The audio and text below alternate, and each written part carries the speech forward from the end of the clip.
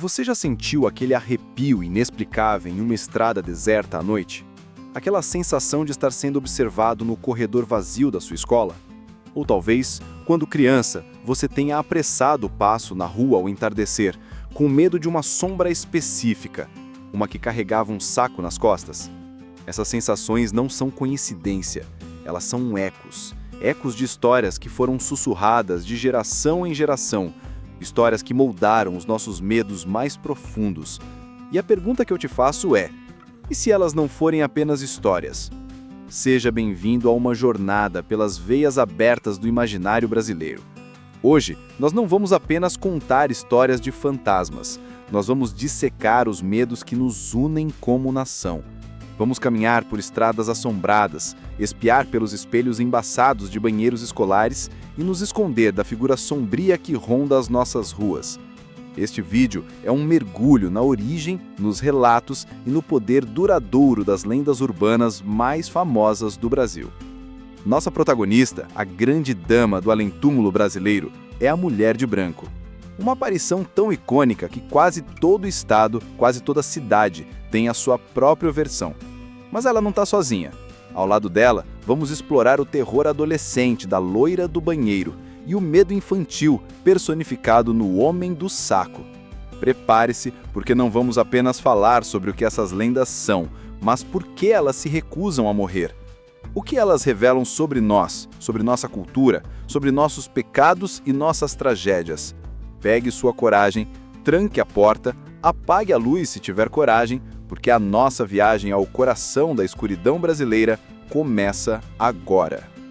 De todas as assombrações que povoam o nosso folclore, nenhuma é tão onipresente quanto a Mulher de Branco. Ela é a primadona dos nossos pesadelos, uma figura etérea e aterrorizante que flutua entre o mundo dos vivos e dos mortos. Mas quem é ela? De onde ela vem? A resposta não é simples, porque ela não é uma só, ela é muitas. A versão mais clássica, aquela que se espalha como um vírus pela tradição oral, é a da noiva abandonada. Imagine a cena, uma jovem, cheia de sonhos, vestida de branco, o símbolo máximo da pureza e da esperança, esperando no altar. O noivo nunca aparece. Humilhada, com o coração partido em 1 milhão de pedaços, ela tira a própria vida, ou, em outras versões, morre de pura tristeza. Seu espírito, no entanto, fica preso a este plano. Preso à sua dor, à sua injustiça. Ela está condenada a vagar, procurando eternamente pelo homem que a traiu, ou talvez por uma vingança que nunca virá. O branco do seu vestido, que um dia representava a felicidade, agora simboliza a ausência de cor, a ausência de vida. Ela se torna um farol de melancolia e perigo. É por isso que os relatos mais comuns a colocam em lugares de passagem, de transição. Estradas, encruzilhadas, cemitérios. Pense comigo, você está dirigindo. É tarde, a estrada é longa e a escuridão é quase palpável, quebrada apenas pelo faixo de luz dos seus faróis. A paisagem é uma monotonia de árvores e asfalto. De repente, você a vê, parada no acostamento. Uma mulher, completamente vestida de branco. Seu primeiro instinto pode ser de preocupação. Ela precisa de ajuda. O carro quebrou, mas algo está errado. O branco do vestido dela é imaculado, limpo demais para alguém que está numa estrada empoeirada.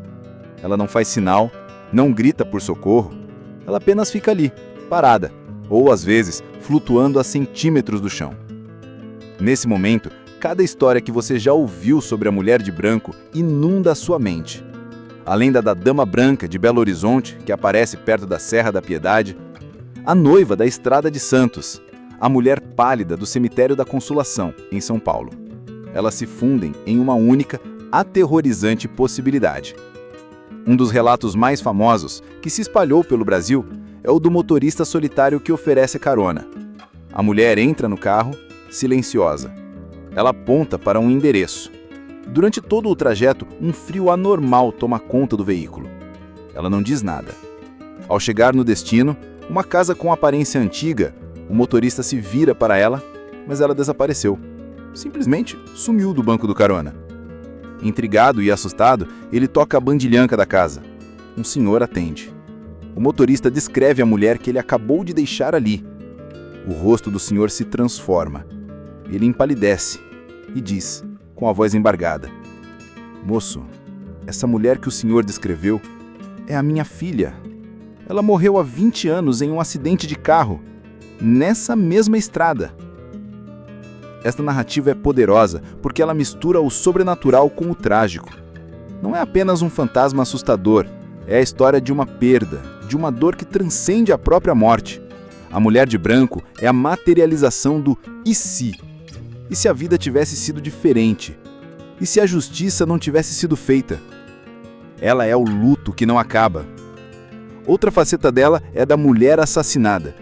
Em muitas culturas locais, a mulher de branco era uma jovem de família rica, morta pelo próprio pai por ter engravidado fora do casamento, ou por um marido geloso que a acusou injustamente de traição. Nesses casos, seu espírito não busca apenas o noivo perdido, mas a justiça. Ela assombra a antiga casa da família, o local do crime, como um lembrete perpétuo da brutalidade que sofreu. O seu choro pode ser ouvido nas noites de lua cheia, um lamento que gela a alma de quem escuta. A origem do arquétipo da dama de branco é ainda mais antiga e universal. Remonta a contos europeus medievais, as White Ladies, espíritos femininos ligados à nobreza e a castelos assombrados. No Brasil, essa lenda europeia encontrou um terreno fértil. Ela se misturou com as nossas próprias tragédias, com a nossa própria cultura de paixões violentas e honra manchada. Ela deixou de ser uma lenda importada e se tornou profundamente nossa. Ela é o reflexo de uma sociedade patriarcal, onde a honra de uma mulher era tudo, e sua perda poderia significar a morte. O poder da mulher de branco não está na sua aparência, mas no que ela representa. A promessa quebrada, a inocência perdida e a certeza assustadora de que algumas dores são tão profundas que nem mesmo o túmulo pode contê-las. Ela é a personificação da injustiça. Enquanto houver histórias de corações partidos e vidas interrompidas, a mulher de branco continuará sua vigília eterna nas estradas e cemitérios do Brasil, esperando, para sempre, por algo que nunca mais voltará.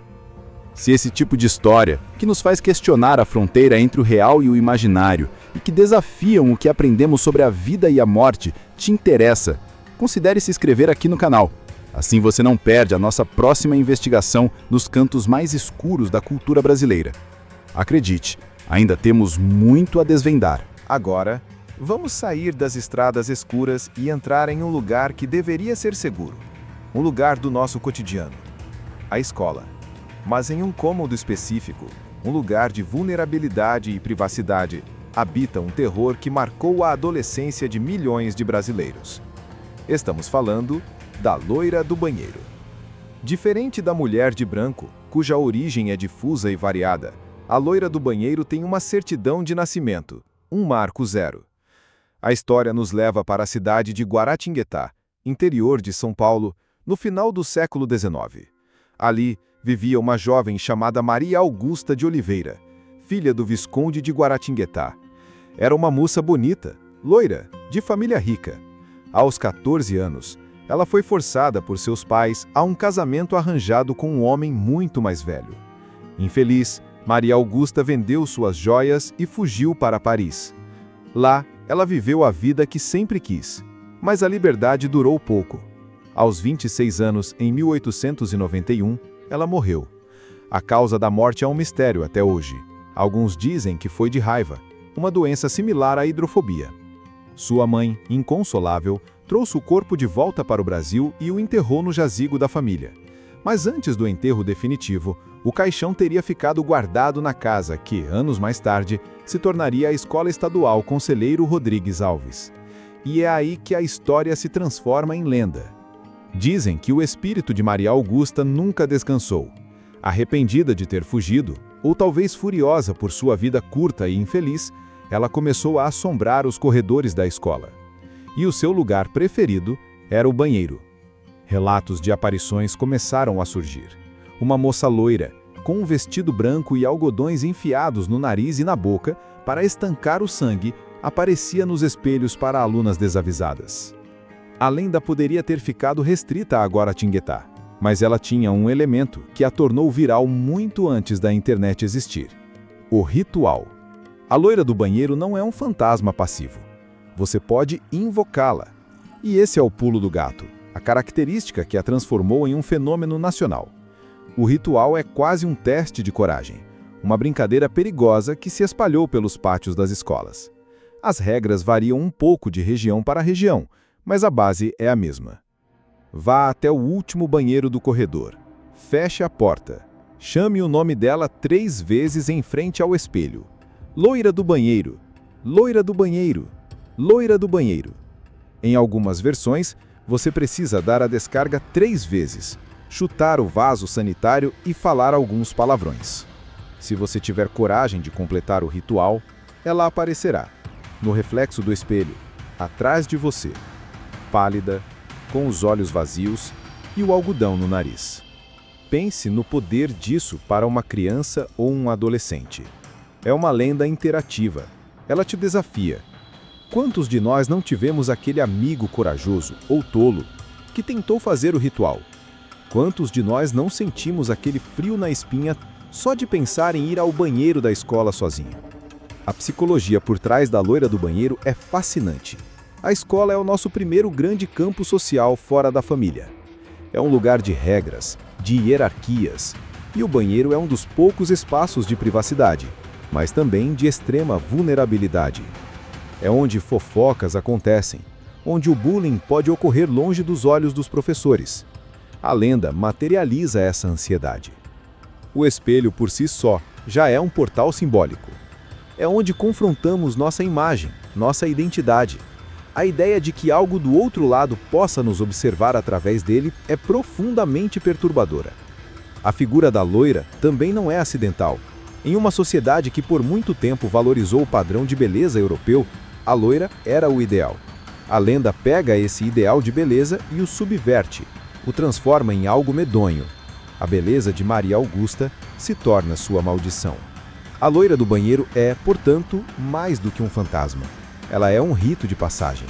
Enfrentar o medo dela é uma forma de provar coragem para o seu grupo de amigos.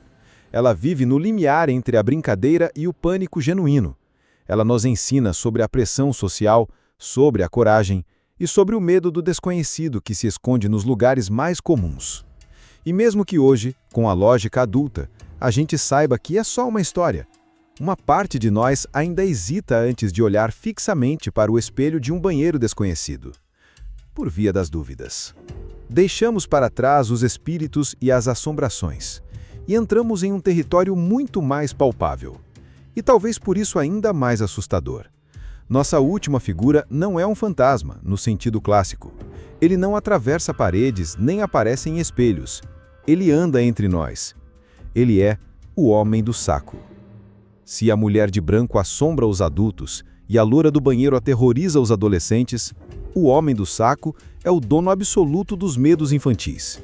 Ele é o bicho-papão brasileiro por excelência. A resposta dos pais para a pergunta: como fazer meu filho obedecer? A descrição dele é propositalmente vaga, o que o torna ainda mais assustador. Ele é um homem velho, sujo, maltrapilho, que perambula pelas ruas ao entardecer. Nas costas, ele carrega um saco grande, de estupa. E o que tem dentro do saco? Crianças. Crianças desobedientes, que não querem comer, que respondem aos pais, que brincam na rua até tarde. Ele as captura e as leva embora, para nunca mais serem vistas. Para uma mente infantil, essa ameaça é concreta e devastadora. A imagem do saco se torna um símbolo do desaparecimento, de ser engolido pela escuridão, de ser separado para sempre da segurança do lar e da família. É o medo do abandono em sua forma mais crua. Mas de onde veio essa lenda? Diferente das nossas fantasmas trágicas, o homem do saco tem raízes profundas na realidade social. Uma das teorias mais fortes liga sua origem aos vendedores ambulantes e catadores de sucata do início do século XX. Eram figuras comuns nas cidades, muitas vezes homens pobres, que carregavam sacos enormes nas costas com suas mercadorias ou com o material que coletavam. Para uma criança, aquela figura curvada sobre o peso de um saco misterioso já era intrigante e um pouco assustadora. Os pais, percebendo o receio natural das crianças, transformaram essa figura real em uma ferramenta de disciplina. Se você não comer tudo, o homem do saco vai te pegar. Não fale com estranhos. O homem do saco pode estar disfarçado. A lenda se tornou uma forma primitiva e brutal de ensinar uma lição vital: o perigo do mundo lá fora. O mais aterrorizante sobre o homem do saco é que ele borra a linha entre folclore e crime real. Infelizmente, o sequestro de crianças é uma realidade. A lenda do homem do saco dá um rosto, um nome e um método para esse medo abstrato. Ele é a personificação do mal humano. Existem variações regionais que tornam a lenda ainda mais sinistra. Em alguns lugares, dizem que ele vende as crianças. Em outros, que usa para fazer sabão ou botões. Uma das versões mais terríveis, que circulou por décadas, era a de que ele roubava o fígado das crianças para vender no mercado negro. Essa versão, em particular, mostra como a lenda se adapta e absorve as ansiedades de cada época. Nos anos 80 e 90, o pânico sobre o tráfico de órgãos era um tema recorrente na mídia, e o homem do saco foi atualizado para se tornar o vilão dessa nova fobia social. Ele é o oposto da mulher de branco. Ela é trágica, etérea, presa a uma dor do passado. Ele é sujo, terreno, uma ameaça presente e ativa. Ele não quer vingança. Ele quer a sua presa. Ele representa a perda da inocência da forma mais violenta possível. A lenda do Homem do Saco é um conto de advertência que funcionou tão bem que se gravou a fogo na psique de gerações de brasileiros. Até hoje, a sombra de um homem carregando um saco em uma rua mal iluminada pode despertar aquele calafrio primitivo que sentimos na infância. Porque, no fundo, a gente sabe que, embora o Homem do Saco da lenda não exista, os perigos que ele representa são muito, muito reais. Ele é o lembrete sombrio de que o mundo pode ser um lugar perigoso e que a obediência, às vezes, era só uma forma de nos manter a salvo. E assim, nossa jornada termina. Percorremos as estradas da saudade com a mulher de branco, enfrentamos nosso reflexo no espelho com a loira do banheiro e nos escondemos nas sombras do homem do saco. O que aprendemos com tudo isso? Que essas lendas são muito mais do que simples histórias para assustar. Elas são espelhos da nossa alma coletiva. A mulher de branco reflete nossas tragédias passionais e nosso senso de injustiça. A loira do banheiro espelha nossas ansiedades sociais e os ritos de passagem da adolescência. E o homem do saco materializa nossos medos mais primários sobre segurança e a maldade humana. Elas sobrevivem porque falam diretamente a esses medos universais, mas com um sotaque inequivocavelmente brasileiro. Elas se adaptam, evoluem, ganham novos detalhes, mas sua essência permanece a mesma. São fósseis vivos da nossa cultura, passados de boca em boca, garantindo que certos medos e certas lições nunca sejam esquecidos. E você? Qual lenda urbana marcou a sua infância? Existe alguma história de assombração que só é contada aí, na sua cidade? Conta pra mim aqui nos comentários. Eu vou adorar ler e conhecer os fantasmas que te assombram. Se você gostou desse mergulho no folclore sombrio do Brasil, não se esqueça de deixar o seu like, porque isso ajuda muito o nosso trabalho a chegar a mais pessoas.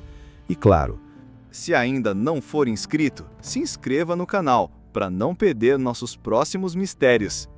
Talvez no próximo vídeo a gente possa explorar as criaturas ainda mais antigas que habitam nossas matas, como Curupira ou a Cuca. O que você acha? Obrigado por me acompanhar nessa jornada até o fim. A gente se vê no próximo mistério. Durma bem, se conseguir.